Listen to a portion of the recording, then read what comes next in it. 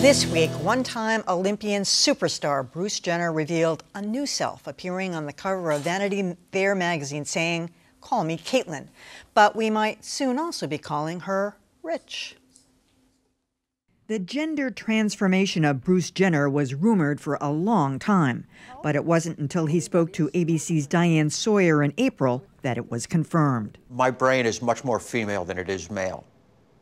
It's hard for people to understand that, but that's what my soul is. But for the most part, people did understand.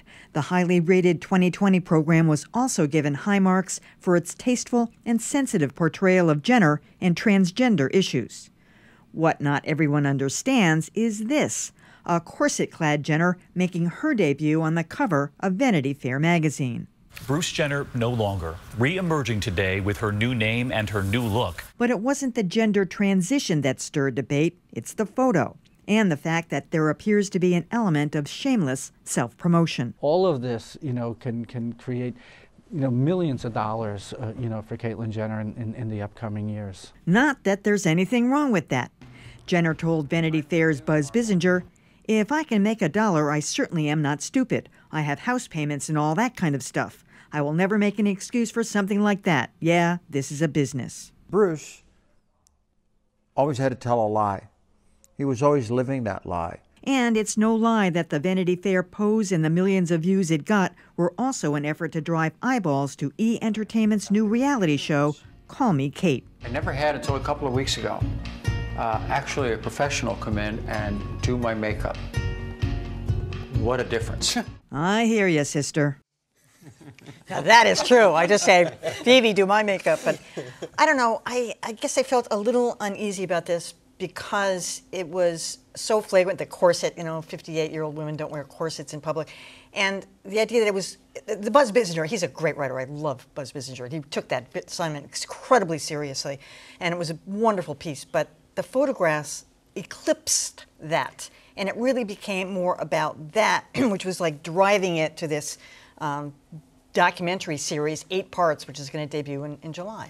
I mean, to me, first of all, she's playing dress up. I think everyone realizes that that's what she's doing. This is not the way a 65-year-old woman looks every day, and we know that, and that's what a magazine like that does. Also, in terms of reality TV, it's a genre, it's a medium of its own right now. It can be used for good or ill.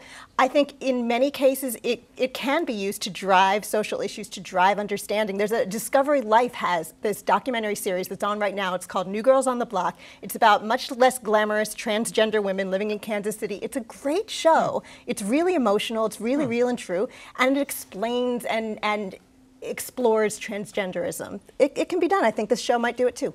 I also think that we can't forget the fact that Caitlyn Jenner has been part of this Kardashian 3-ring circus for years now. That's part of the reason that America is familiar with Caitlyn Jenner, aside from being an Olympian. Yes, there is a part of this that is a orchestrated campaign. We cannot ignore that. They're a very savvy group of people. Everything that they do is very calculated that way. But I also don't think that you can discount the good that that potentially does for other people who are transitioning, who are in the transgender community.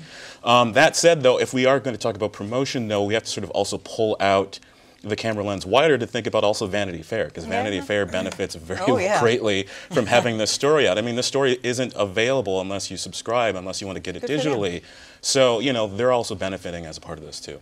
Well, if I ever criticize somebody for shameless self-promotion, please slap me, because I'm all in favor of it. Yeah. It does not bother me. I missed the boat on this initially. I did not watch the Diane Sawyer interview except for a couple of clips. And what I've really come to understand is what I think the American public understood all along, which is that this is a paradigmatic example of pop culture being used to educate all of us about something very important that most of us have no exposure to. And I think the pictures are really an integral part of that. I mean, yeah, they were a little over the top, but I think that was the intention. And most people are not going to go out and buy the magazine and read the story, but they've seen the pictures, and I think the pictures themselves convey a very important point. So I am totally untroubled by this. In fact, I say good for Caitlyn. You know, it's interesting to look at it. In the I thought some of the best pieces that I read this week about this were from feminist writers. There was one good one in the Times that talked about how, in one way, Caitlyn Jenner is radically changing the idea of gender to something different, but in another way, the photos really reinforced a very traditional idea of what a woman would be. I think it's really interesting. I think Dan's right. There are so many people who are having these conversations for the first time, including people in the media who are not quite sure what pronoun to use, what context to use. It's happening more broadly. In the New York Times yesterday, they did a story on Barnard College's decision to accept transgender applicants for the first time. And in that, they referred to an individual, a student who does not identify with either traditional gender, who prefers the pronoun MX period. And the Times, for the first time, went along with that and ran that pronoun. You know, it's a style guide revolution. Everyone's going through this for the first time, and I think it's something we all need to go through. How do you pronounce MX? I believe I saw mix or mux were the two examples I saw. Okay. All right, I'll go along with that.